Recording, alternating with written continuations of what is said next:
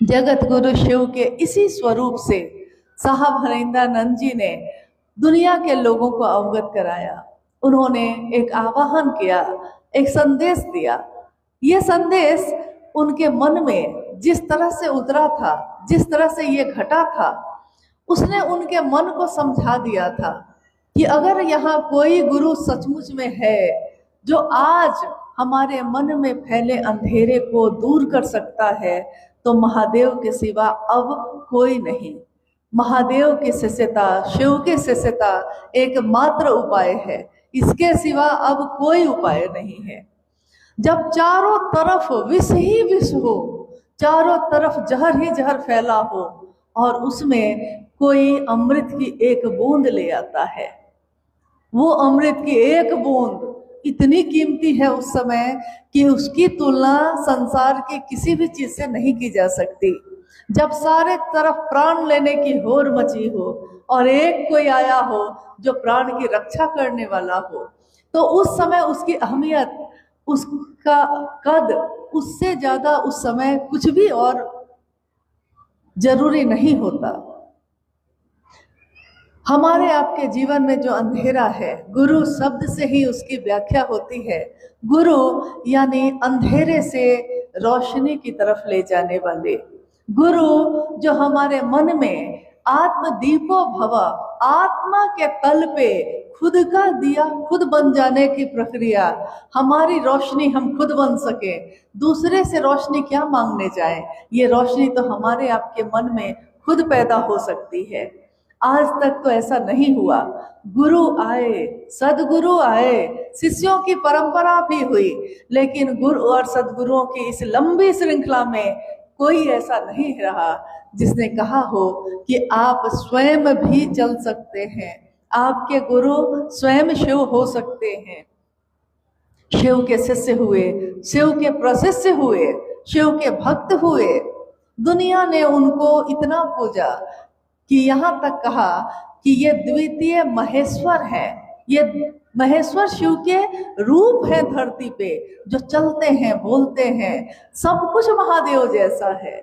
लेकिन उस व्यक्ति ने, उस सत्ता ने भी सबको नहीं कहा कि आप भी ऐसा बन सकते हैं। आप ये क्यों सोचते हैं कि मैं बन गया, आप भी वैसा बन सकते हैं। इसके लिए तरीका क्या है, कैसे इस यात्रा को हम तय करें, कैसे उस महादेव से हमारा जुड़ाव हो। शास्त्रों ने तो लिखा है, जब शिव के अनेक स्वरूपों के बारे में लिखा तो शास्त्रों ने लिखा कि नास्ति सर्व समो देव, कोई देवता शिव जैसा नहीं है। नास्ति सर्व समा गति, संपूर्ण संसार में कोई गति शिव जैसी नहीं है। नास्ति सर्व समो दाने, कोई दानी शिव से बड़ा दानी नहीं है। यहाँ कितना भी दान कोई कर दे, लेकिन शिव जैसा नहीं है।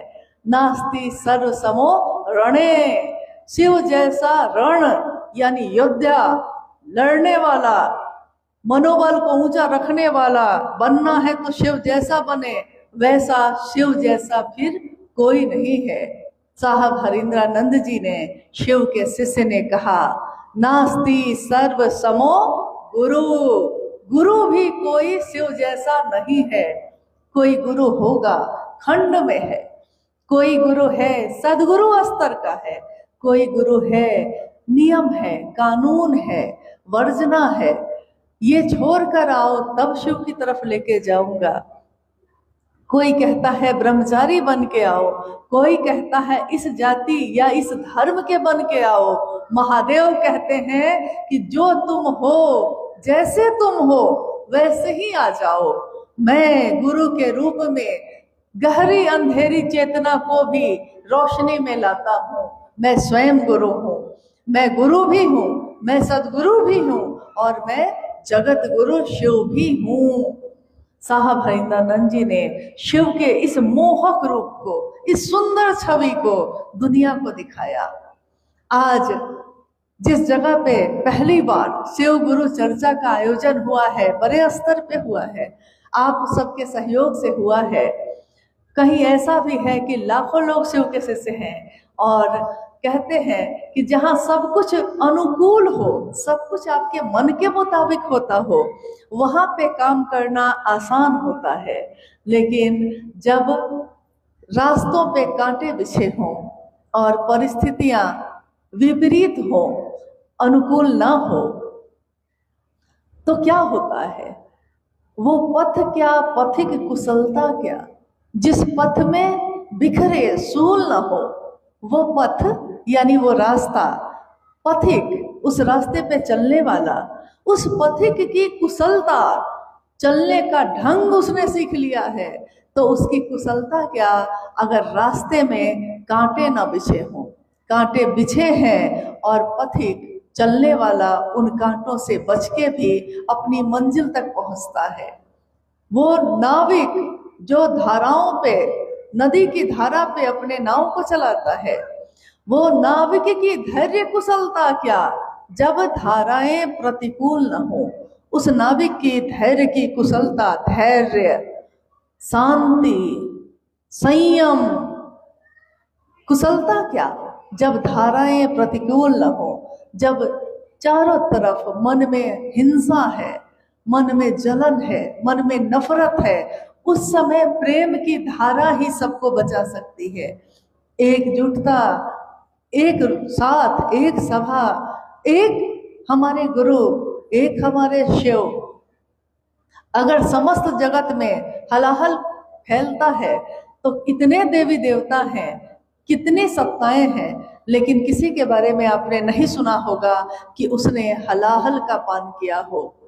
शिव का ये रूप भी समस्त दुनिया को ये संदेश देता है कि हलाहल का पान करके भी महादेव दुनिया को अमृत देते हैं, अमृत प्रदान करते हैं। अगर महादेव ने हलाहल के बदले हलाहल दिया होता, अगर महादेव ने नफरत के बदले नफरत दिया होता, तो कहीं भी प्रेम की एक घास की पत्ती भी इस धरती पे नहीं उग सकती थी। महादेव के शिष्य जहाँ भी रहते हैं, जहाँ से भी गुजरते हैं, वहाँ के जहर को कम करते हैं, अमृत में बदलते हैं। मेरी अपने गुरु शिव से दया की याचना है, अपने साहब और दीदी से, कि ये पूरा जम्मू कश्मीर शिव भाव से अपलावित हो। ये एक सपना है, आपके हमारे द्वारा प्रयत्न करने से ये सपना एक दिन पूरा होगा। आज ये शिव की चर्चा कठुआ जिले में हो रही है और आने वाले कुछ ही वर्षों में ये बड़ी ब्रह्मा के लोग जो आए हैं, जम्मू के लोग हैं, जम्मू कश्मीर, चप्पे चप्पे पे अगर शिव की बात ना होगी तो ये जहर कभी कम नहीं होगा। हम सबका ये दायित्व है कि अपने गुरु के स्वरूप को, अपनी जड़ों को लोगों तक पहुंचाएं। अगर सुंदर से सुंदर बात भी हो और लोगों तक ना पहुंचे तो आपके मेरे किस काम की। शिव मेरे गुरु हो गए, मेरे मन के अंदर वो शिव जग गया, लेकिन लोगों तक हम नहीं पहुंचा सके उस शिव को, तो हमारे इस जीवन में शिव का शिष्य होने का क्या फायदा। साहब हरिंद्रानंद जी लौकिक जीवन में डिप्टी कलेक्टर के पद पे थे, ये आपने सुना होगा। माँ नीलमानंद उनकी सहधर्मिणी, उनकी धर्मपत्नी माँ नीलमानंद, दीदी नीलमानंद, जिनका पूरा नाम राजमणि नीलमानंद है, दोनों अब शरीर में नहीं, लेकिन माँ नीलमानंद एक राज परिवार की बेटी रही। एक राज परिवार की बेटी जिसके साड़ियों में सोने और चांदी के तार गुथे हों, एक डिप्टी कलेक्टर जिसको किसी सुविधा और साधन की जरूरत नहीं होती, लेकिन उनका एक पहलू, उनके जीवन का एक भाग, एक स्वरूप है ये कि वो शिव के शिष्य हुए। जब वो शिव के शिष्य हुए तो उन्होंने अपने इस रूप से लोगों को मिलाने के लिए, अपने गुरु महादेव से लोगों को मिलाने के लिए अपने डिप्टी कलेक्टर के रूप को पीछे किया, अपने राज परिवार की बेटी होने के रूप को पीछे किया। अगर वो पीछे ना करते, अगर वो हर व्यक्ति से खुद जाकर नहीं मिलते उस समय, तो लोग उनकी बात पे विश्वास नहीं करते। लोग कहते कि ये भी कोई बाबा है, ये भी कोई बड़े गुरु हैं जो सिर्फ आके बोलते हैं और चले जाते हैं, इनमें तो जागरण हुआ है, हम में आप में तो कोई जागरण नहीं हुआ। सच्चा गुरु वही होता है, सच्चा मार्गदर्शक वही होता है जो हमारे मन में फैले सारे अंधेरे को दूर कर दे, जो हमारे मन में कोई संशय बाकी ना रहे। शिव के लिए आदि शंकराचार्य जी ने, जो उस समय केरल के रहने वाले थे, लेकिन अपनी पद यात्रा में पूरे भारत वर्ष का उन्होंने भ्रमण किया। उस भ्रमण में वो उस समय कश्मीर में भी आए। आपने सुना होगा उनके बारे में। आदि शंकराचार्य के श्लोक का एक श्लोक है जिसका अर्थ है कि गुरु युवा है और वो एक वृक्ष के नीचे, वट वृक्ष के नीचे गुरु युवा है, बैठे हैं। सामने उनके चारों तरफ उनके शिष्य बैठे हैं। शिष्य वृद्ध हैं, बुजुर्ग हैं, सफेद बाल है उनके। शिष्य वृद्ध है, गुरु युवा है। गुरु भी मौन है, चुप है। शिष्य भी मौन है, चुप है। लेकिन गुरु के मौन से ही शिष्यों के मन का सारा संशय विनष्ट हो रहा है, विनष्ट हो रहा है। इसमें बोलने की भी जरूरत नहीं पड़ती, क्योंकि ये मन की बात है, ये दिल की बात है, दिल से दिल तक जाती है। जब दिल से जुड़ाव होता है किसी से, आप उसकी आंखों से समझ जाते हैं कि वो क्या चाहता है। उसके चेहरे के भाव आपको समझ में आते हैं, उसकी हर हरकत समझ में आती है, वो क्या कहना चाहता है समझ में आता है। हमारे गुरु शिव शरीर में नहीं, कण कण में है, लेकिन वो शिव जो कण कण में है, हमारे दिल में वो महसूस होते हैं। हमारा मन, हमारा हृदय उस शिव की उपस्थिति को महसूस करता है जो परम सत्ता है, लेकिन मेरे भी हैं। जिसको भी हम अपना मानते हैं, जिसको भी हम कहते हैं कि वो मेरा है, मेरा अपना है, उसके लिए हमारी परवाह जग जाती है। अगर वो मेरा है तो मैं उसकी परवाह करूंगी। हो सकता है वो कोई निर्जीव चीज हो, कपड़े दुकानों में होते हैं, कहाँ हम उसकी परवाह करते हैं। लेकिन गए हैं दुकान में, खरीद लिया है कपड़े को, घर में ले आए हैं। अब वो गमछी अगर फट भी गई है तो वो भी हमारे लिए मेरी अपनी गमछी है वो, क्योंकि मैंने उसको खरीद कर अपने घर में लाने का काम किया है। मैं लेकर आया उसको, मेरा है वो। मैं किसी को विवाह बंधन में बांध के लाया, मेरी पत्नी है वो। उससे पहले तो वो कहीं नहीं थी आपके जीवन में, लेकिन आज जब पत्नी बन गई, मेरी पत्नी, तो वो बीमार हो, रोए तो आंसू आपके निकलते हैं। वो दुख में हो तो दुखी आपका हृदय कहकर होता है। कहते हैं कि जो अपना होता है, चोट लगे तुझको तो दर्द मुझे हो। चोट तुझको लगती है और दर्द मुझको होता है। अपना होने का ये रिश्ता एहसास कराता है। जिस दिन हमारा मन महादेव को अपना समझेगा, जिस दिन हमारा मन शिव को अपना समझेगा, हमारा जीवन बदल जाता है। शरीर तो वही होता है, अंतर बदल जाता है। अंदर का जो इंसान है, अंदर की जो चेतना है, वो चेतना बदल जाती है, क्योंकि वो चेतना जो शिव का अंश है, उस दिन शिव से मिलने की बेचैनी उसके अंदर पैदा होती है। हमेशा हम सोचते हैं, चाहते हैं, मन में ये बात आती है कि एक इच्छा की पूर्ति होती है तो दूसरी इच्छा क्यों पैदा हो जाती है। एक सपना पूरा होता है, दूसरा सपना क्यों शुरू हो जाता है। एक काम सोचा है, वो जैसे ही पूरा होता है, कोई दूसरा काम मन में आने लगता है। आखिर कब तक हमारे आपके मन में ये रक्त बीज की तरह इच्छाओं की उत्पत्ति होती रहेगी, होती रहेगी। साहब श्री ने कहा कि जिस दिन एक जीव का मन, एक इंसान का मन ये संकल्प लेता है उसके से मिलने का, जो परम सत्ता है, जिस शिव का वो अंश है, जिस दिन वो इच्छा पैदा होती है उसके मन में कि हम शिव से मिलेंगे, उस दिन उसके मन को वो शांति मिलती है जो अतुलनीय होती है। अतुलनीय शांति, शांति शिव की दया के आश्रय में ही मिल सकती है और कहीं नहीं मिल सकती। और हर जगह बेचैनी है, अशांति है, तरफ है, पीड़ा है, लेकिन शिव के शरण में, शिव के आश्रय में हर पीड़ा का शमन है, हर पीड़ा दूर हो जाती है और मन आनंद की स्थिति में होता है। सुख लेते हैं तो दुख लेना पड़ता है, मान लेते हैं तो अपमान भी लेना पड़ता है, लेकिन शिव से मिला आनंद हमारे मन को जब मिलता है तब उस आनंद में सारी तरह की शांति है, सारी तरह की बेचैनी का अंत है। महागुरु महादेव मेरे आपके गुरु हुए, हम उनके शिष्य हुए। संसार में हजारों वर्षों से शिव के गुरु स्वरूप की भी व्याप्ति रही है, लेकिन न जाने क्यों इंसान जीव उस शिव को अपना गुरु नहीं बना बैठा। शिव का दान दाता स्वरूप जगत में बहुत प्रसिद्ध रहा। दान दाता स्वरूप यानी संतान चाहिए, संपत्ति चाहिए, लोग चाहिए, वैभव चाहिए, इसकी मनौती के लिए, इसकी मनोकामना की पूर्ति के लिए हम महादेव की पूजा करते रहे, महादेव से मिलता भी रहा।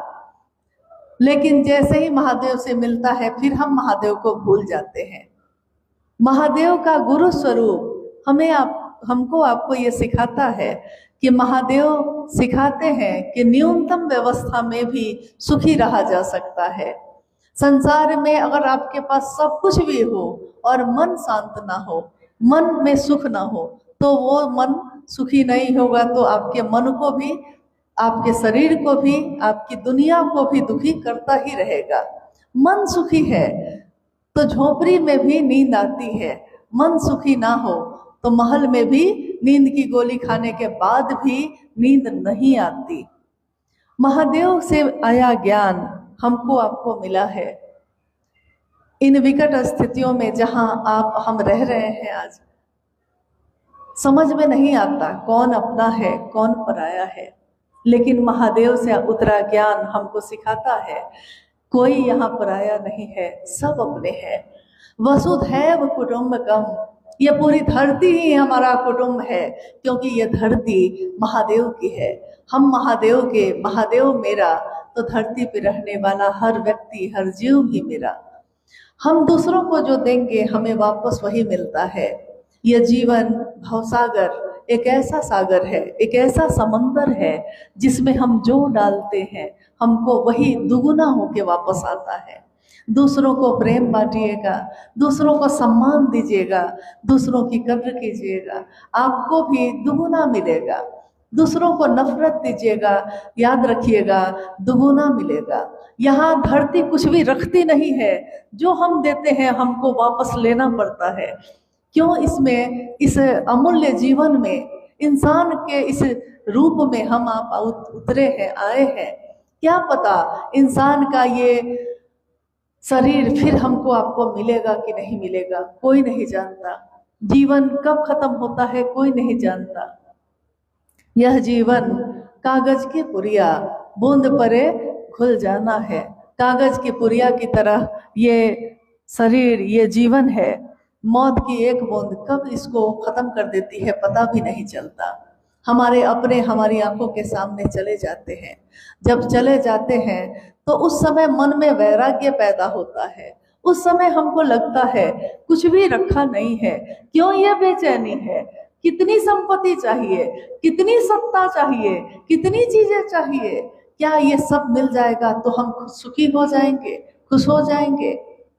वैराग्य पैदा होता है, इसको कहते हैं शमशान का वैराग्य। यानी शमशान में किसी को जलते देखा है तब लगता है कि ये शरीर तो किसी काम का नहीं, लेकिन उस शमशान की परिधि से, उसके घेरे से जैसे ही बाहर आते हैं फिर मन दुनिया की उसी रमणीय धारा में फिर से खींच के चला जाता है, जिसमें फिर बेचैनी है, फिर चाहत है, फिर इच्छा है। महादेव गुरु के रूप में दया करते हैं और हमारे मन को शांत कर देते हैं। हमारा मन जहाँ जाके शांत हो जाए, हमारा मन जहाँ जाके खुद को देखने लगे, हम इस संसार में क्यों आए हैं, किस लिए आए हैं। जब भी अध्यात्म की बात होती है, अध्यात्म का अर्थ ही होता है, धर्म में अलग अलग चीजें हो सकती हैं, लेकिन अध्यात्म में ऐसा नहीं होता। अध्यात्म यानी जीव से शिव होने की प्रक्रिया। जीव कोई भी हो सकता है, किसी जाति, किसी धर्म, किसी संप्रदाय, किसी वर्ण, पुरुष या स्त्री, अमीर या गरीब, कुरूप या खूबसूरत, शास्त्र ज्ञाता या निरक्षर, जिसने एक अक्षर का भी ज्ञान नहीं लिया है, मन उसका शिव से जुड़ता है। ये चीजें नहीं जुड़ती। हमारे वेशभूषा, हमारे पोशाक, हमारे खान पान, हमारा जीना, हमारे जीने का तरीका महादेव से नहीं जुड़ता। किसी से भी, जिससे भी हम रिश्ता बनाते हैं, हमारा मन उससे जुड़ता है। जिस दिन महादेव से मिलने की इच्छा होगी, हमारा मन ही महादेव से भी मिलेगा। आज यहाँ बैठे हुए, शरीर में बैठे हुए, हम एक कल्पना करते हैं कि हमने अभी सोचा है और हम यहाँ से जम्मू पहुँच जाए। यहाँ से जम्मू पहुँचने में 5-6 घंटे लग सकते हैं शरीर से, वहाँ जाने में 5-6 घंटा 7 घंटा लग जाएगा, लेकिन मन से पहुँचने में तो सोचा है और पहुँचे हैं। साहब श्री ने कहा, जिस तरह मन से सोचते हैं और उस जगह पे पहुँच जाते हैं, जिस तरह मन में आज सोचा है कि मकान बनाएंगे, घर बनाएंगे, मकान घर उस दिन आपके मन में बन चुका है। उसी दिन, उसी पल आपने सोच लिया क्या क्या बनाएंगे, क्या क्या होगा उसमें। 2 छोटे घर होंगे, एक रसोई होगी, एक आंगन होगा, एक दरवाजा होगा। ये सारी चीजें आपने अपने मन में उसी समय बना ली हैं, लेकिन उसको धरती पे बनने में थोड़ा समय लगेगा। उसके लिए इच्छा के साथ ज्ञान भी लेना पड़ेगा, ज्ञान के साथ क्रिया भी करनी पड़ेगी। यानी ज्ञान तो ले लिया है, लेकिन काम नहीं करेंगे तो ज्ञान भी बेकार हो जाता है। ज्ञान है, खेती करने का ज्ञान है, लेकिन खेत में जाकर खेती ही नहीं कर रहे हैं तो वो भी बेकार हो गया। गुरु जो देते हैं, कहते हैं गुरु का आदेश सर्वोपरि होता है। गुरु ही शिष्य के जीवन का आधार होते हैं। गुरु जो देते हैं शिष्य के जीवन में, वो सबसे बेशकीमती चीज होती है। लेकिन शिष्य भी तो अलग अलग तरीके के होते हैं। कोई शिष्य ऐसा होता है कि गुरु से जो मिलता है उसको बस अपनी तिजोरी में बंद करके रख लेता है। कोई शिष्य ऐसा भी होता है जो दूसरों में बांटता है। एक गुरुकुल में एक गुरु जब वृद्ध हो गए तो उन्होंने सोचा कि मेरे जीवन का अंत होगा, इस जीवन का अंत होगा, मेरे बाद इस पूरी व्यवस्था को कौन संभालेगा। तो उन्होंने अपने शिष्यों की परीक्षा लेनी शुरू की। बारी बारी से परीक्षा होती रही और बारी बारी से कुछ उत्तीर्ण हुए, कुछ अनुत्तीर्ण हुए। जो उत्तीर्ण होते होते अंतिम परीक्षा में पहुंचे, उसमें 2 शिष्य बचे। उन 2 शिष्यों को गुरुजी ने बुलाया अपने पास और कहा कि देखो, ये गेहूं के दाने हैं, दोनों पोटली है, 2 पोटली है, इन दोनों पोटली में गेहूं के दाने हैं। तुम मेरे शिष्य हो, मैं गुरु हूँ, लेकिन मैं कुछ दिनों के लिए जा रहा हूँ बाहर। मेरे नहीं रहने पे इस पूरे आश्रम की व्यवस्था की जिम्मेदारी तुम दोनों पे होगी। लौटूंगा तो जो गेहूं के दाने तुमको दिया है मैंने, जिस तरह दिया है वैसे ही सुरक्षित मुझको वापस चाहिए। कह के गुरु चले गए।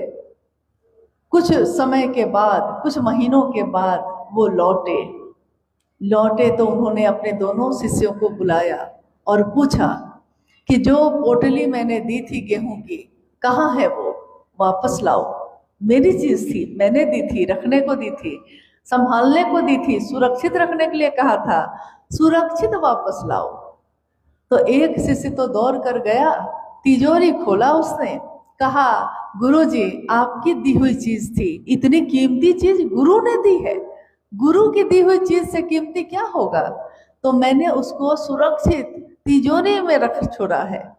तिजोरी में रख खोलने गया, खोलकर जब निकाला तो देखा कि सारे गेहूं के दाने सड़ चुके थे।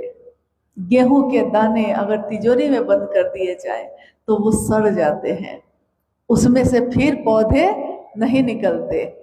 उन्होंने दूसरे शिष्य को बुलाया और कहा मैंने तुमको भी तो दिया था, वापस लाओ। उस शिष्य ने कहा गुरुजी अपराध हो गया, भूल हो गई, बहुत बड़ी भूल हो गई, गुरु ने पूछा क्या भूल हो गई? उसने कहा कि मैंने सोचा कि पता नहीं आप कब आएंगे। मैंने देखा था कि गेहूं के दाने रख देने पे सड़ जाते हैं, तो इसको बचाने आपने कहा था कि जब मैं आऊं तो सुरक्षित वापस देना।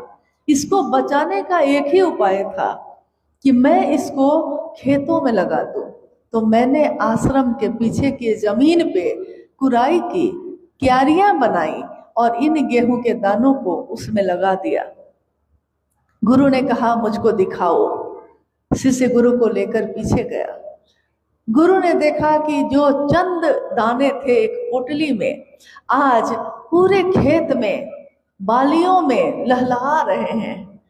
गुरु ने कहा मेरा सच्चा शिष्य तुम ही है, क्योंकि तुम मेरी बातों को हमेशा सुरक्षित रखोगे और इसको बढ़ाओगे, अपने पास रख के सड़ने के लिए नहीं छोड़ोगे। हमारे साहब, हमारे वर्ण्य गुरु भ्राता श्री ने कहा कि महादेव मेरे गुरु हैं, आपके भी हो सकते हैं। ये बात दूसरों तक भी पहुंचाइएगा।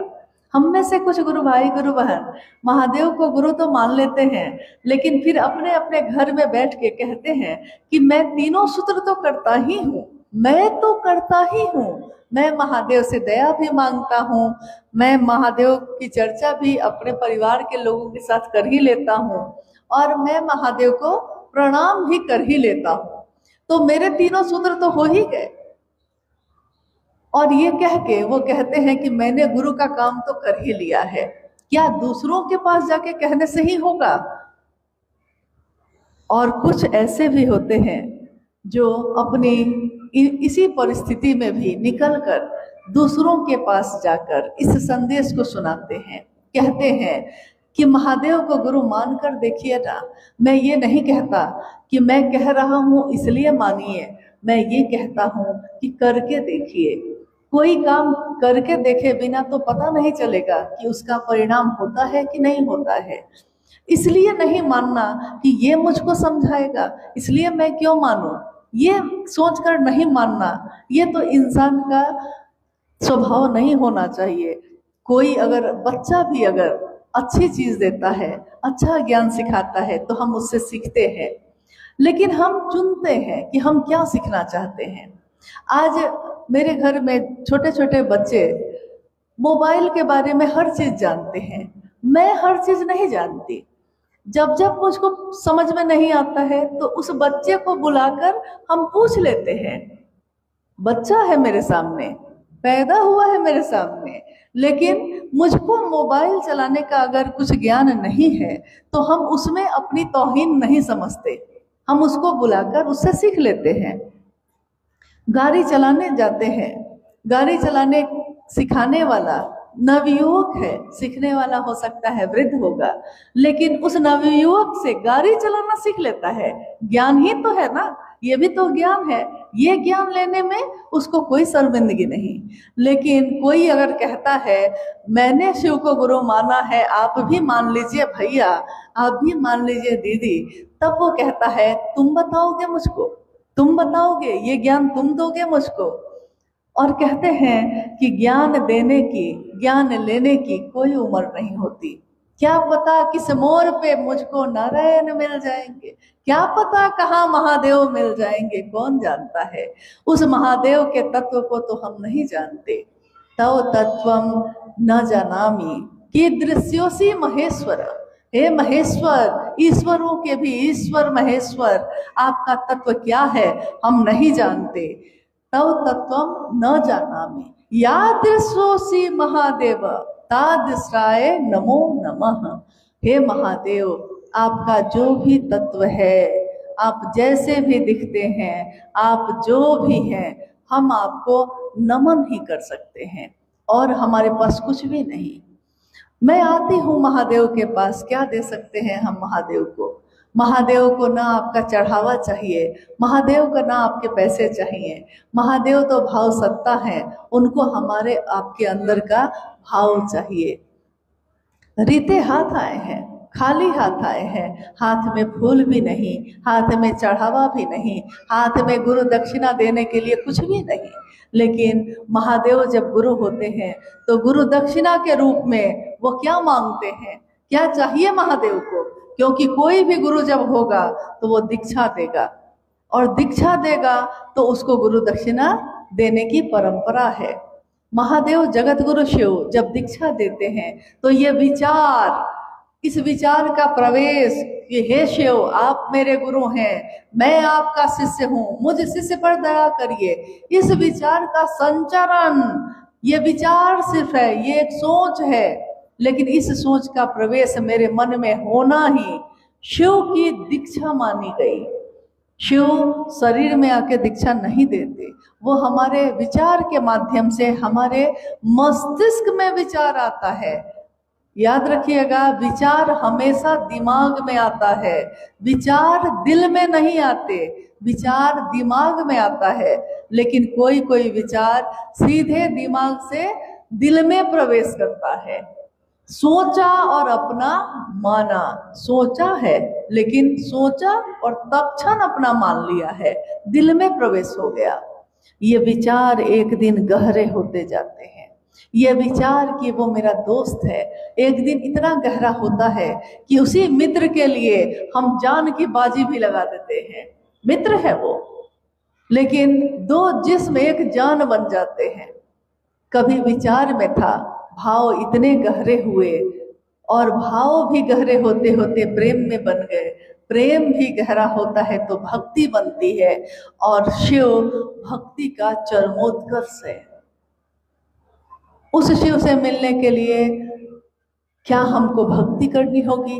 क्योंकि भक्ति तो नहीं हो रही, साधना करना होगा, उपासना करना होगा, मंत्रों का जप करना होगा। आज के मानव के लिए ये सारी चीजें करना बहुत कठिन है, कठिन है, बहुत मुश्किल है।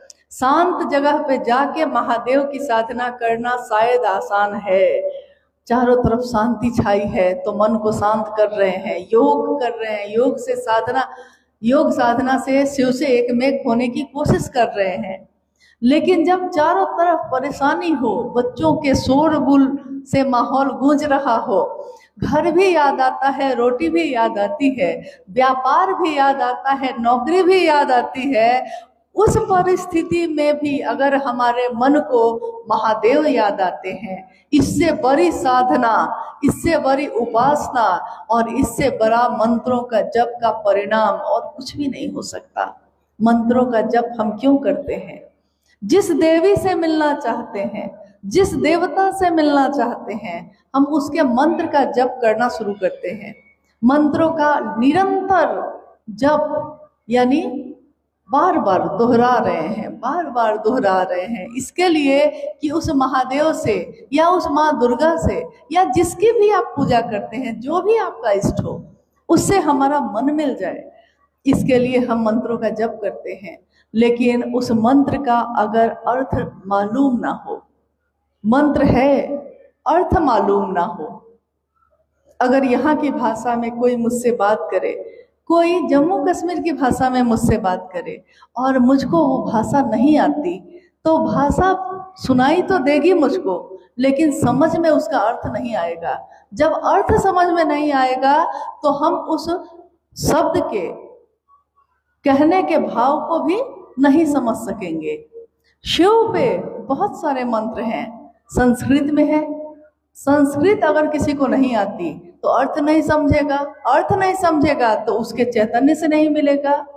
ये 3 सूत्र जो साहब के द्वारा निरूपित हैं, इन 3 सूत्रों के द्वारा हर जीव शिव से अपने मन को एकमेक कर सकता है।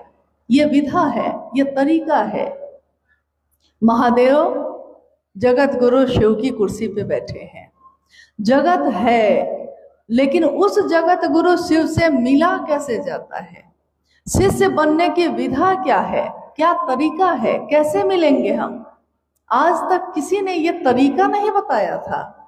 लेकिन 3 सूत्रों का ये माध्यम, जिसमें हम पहले सूत्र में कहते हैं, हे शिव आप मेरे गुरु हैं, मैं आपका शिष्य हूँ, मुझ शिष्य पर दया कर दीजिए।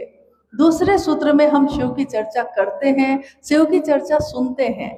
चर्चा करना यानी जिसकी बात हम सबसे ज्यादा करते हैं, हमारा मन उसी को याद करने लगता है। उस महादेव को हमारा मन प्रणाम करता है। प्रणाम हाथ जोड़कर तो हम बहुत लोगों को करते हैं, लेकिन हमारा मन हर व्यक्ति को प्रणाम नहीं करता। हम पैर छूकर, पांव छूकर बहुत लोगों को प्रणाम करते हैं, लेकिन हमारा मन उसके पांव पे नहीं झुकता। हमारे हाथ झुकते हैं, मन नहीं। तो मन कहीं कहीं ही झुकता है। मन झुक जाए, महादेव की दया का आश्रय पाले, इसके लिए तीसरे सूत्र में हम महादेव को प्रणाम करते हैं। प्रणाम करने की विधा में नमः शिवाय मंत्र का प्रयोग कर सकते हैं। नमः शिवाय मंत्र यानी शिव का प्राण मंत्र। प्राण मंत्र यानी जो शिव का प्राण ही है, वो प्राण मंत्र कहा गया, एकमात्र ऐसा मंत्र। और उसी मंत्र पे हम शिव को प्रणाम करते हैं। पहला सूत्र करना भक्ति की अभिव्यक्ति मानी गई। दूसरा सूत्र करना, दूसरे सूत्र में जो हम शिव की चर्चा करते हैं, ध्यान की अनुपम विधा कही गई। ध्यान की अनुपम विधा यानी उस शिव पे मेरा ध्यान रुक जाए, ठहर जाए। कैसे ठहरे, कैसे रुके? कितना भी शोरगुल हो रहा हो, अगर कोई शिव की चर्चा कर रहा है, उसका ध्यान महादेव पे ना टिकेगा, वो बोल ही नहीं सकता। अगर महादेव के घेरे में वो नहीं होगा, वो बोल ही नहीं सकेगा। अगर महादेव के घेरे में उसका मन नहीं होगा, हम यहाँ बैठे हैं, आप यहाँ बैठे हैं, बात हो रही है, लेकिन आपके मन में वो प्रवेश नहीं करेगा। अगर आपका मन यहाँ नहीं है, शरीर यहाँ है और मन कहीं और है, अगर तो कितनी भी अच्छी बात होगी, मन में प्रवेश नहीं करेगा। तो शिव का भाव ग्रहण करने के लिए मन ही एक साधन है। मन के साधन के सिवा यहाँ और कुछ भी नहीं। हमारे बुजुर्गों ने, हमारे पूर्वजों ने कहा भी है, कितने गीत, कितने श्लोक है मन पे। तेरा मन दर्पण कहलाए। मन आपका क्या है? दर्पण है, जो दिखाता है। एक अपराधी भी अगर अपराध करता है ना, उसको मालूम होता है कि वो अपराध कर रहा है, उसको पता है कि उसने गलत किया है, उसका मन उसको बताता है, लेकिन वो अपने मन की आवाज को दबा देता है। उसका मन उसको बताता है ये सही है, ये अच्छा काम किया। आप अपने दैनिक जीवन के काम से समझ सकते हैं ये क्रिया कैसे काम करती है। हमारे दैनिक काम, जिसमें आप सड़क पे खड़े होइए, सड़क पे जा रहे हैं, आपने देखा है कि कोई वृद्ध सड़क पार करने के लिए खड़े हैं। आपने देखा, स्वाभाविक है आपके मन में ये लगा कि कोई बुजुर्ग आदमी है, सड़क पार नहीं कर पा रहे हैं, तो क्यों नहीं मैं पार करा दूं। आप उसको जानते नहीं हैं, बस देखा है, और देखकर आपके मन ने ये विचार किया, आपने इस विचार पे तुरंत काम कर लिया, हाथ पकड़ा, सड़क पार करा दी, फिर उनको छोड़ दिया और आप अपनी फैक्ट्री चले गए। लेकिन आप याद कीजिए तो उस दिन आपका मन फैक्ट्री के लोहे का काम करते हुए भी खुश है, आनंदित है, क्योंकि आपने छोटी सी मदद की है किसी की। इतनी सी मदद, थोड़ा सा कुछ किया है दूसरों के लिए, किया है दूसरे के लिए, और मन आनंदित है मेरा। पूरे दिन हम खुश रहते हैं। और अगर ठीक इसके विपरीत जा रहे हैं, धक्का लग गया है, 4 गालियां आपने दे दी हैं किसी को, 4 अपशब्द कह दिए हैं, फिर आप आगे बढ़ गए, आप आगे बढ़ गए, लेकिन आपने जो गालियां दी किसी को, आपने जो नफरत दी किसी को, फिर उस नफरत ने आपको पूरे दिन खिन्न करके रख दिया।